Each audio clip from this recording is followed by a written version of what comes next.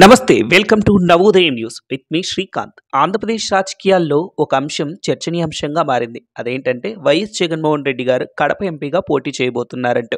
అదేంటి వైఎస్ జగన్మోహన్ రెడ్డి గారు పులివెందుల ఎమ్మెల్యే కదా అనుకుంటున్నారా?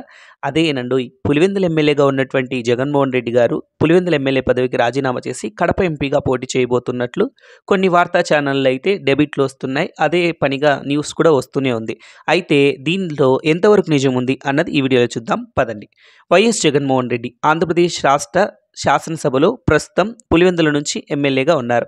ఆయన పులివెందుల నుంచి 3 సార్లు ఎమ్మెల్యేగా ఘన విజయం సాధించారు. 2014, 2019, 2024. అయితే జగన్మోహన్ రెడ్డి గారు 2009లో కడప ఎంపీగా కూడా పనిచేశారు.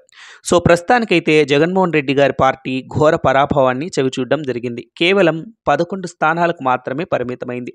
గత ఎన్నికల్లో 151 మంది ఎమ్మెల్యేలున్న వైసీపీ పార్టీ ప్రస్తుతం కేవలం 11 స్థానాలకు పడిపోవడంతో ఆంధ్రప్రదేశ్ రాష్ట్ర అసెంబ్లీలో జగన్మోహన్ రెడ్డి గారికి ప్రతిపక్ష హోదా కూడా దక్కలేదు. సో ఇక ఆయన అసెంబ్లీకి వెళ్ళటానికి కొంచెం అయిష్టంగా ఉన్నట్లే వైసీపీ వర్గాలకు కూడా చెప్తున్నాయి. అయితే జగన్మోహన్ రెడ్డి గారు ఇక అసెంబ్లీకి వెళ్ళడం అక్కడ ఛాన్స్ ఉండదనుకొని ఆయన ఏం ప్లాన్ చేసుకున్నారంటే కడప ఎంపీగా పార్లమెంటుకు వెళ్ళాలని నిర్ణయించుకున్నట్లు కొన్ని వార్తా ఛానళ్ళు అయితే వార్తలు గుప్పుమన్నాయి. అందులో నిజం ఎంతుందో ఏంటో అన్నది ఇప్పటికీ కూడా తెలియదు. అయితే వైసీపీ వర్గాలు మాత్రం దీనికి క్లారిటీ ఇచ్చాయి. అవన్నీ ఊహాజనితమైనటువంటి ఊహాగానాలు మాత్రమే. వైఎస్ జగన్మోహన్ రెడ్డి గారు పులివెందుల ఎమ్మెల్యేగానే ఉంటారు. ఆంధ్రప్రదేశ్ ప్రజల తరపున అసెంబ్లీలో గలం విప్పుతూనే ఉంటారని చెప్పేసి వైసీపీ పార్టీ సీనియర్ నేత వైవి సుబ్బారెడ్డి గారు చెప్పడం జరిగింది. అయితే వైసీపీ పార్టీలో ఏది ఎప్పుడు జరుగుతుందో ఎవరికి కూడా తెలియదు.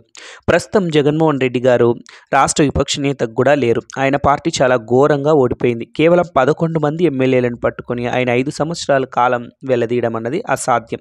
సో అందుకే ఆయన పార్లమెంట్ వెళ్తున్నట్లు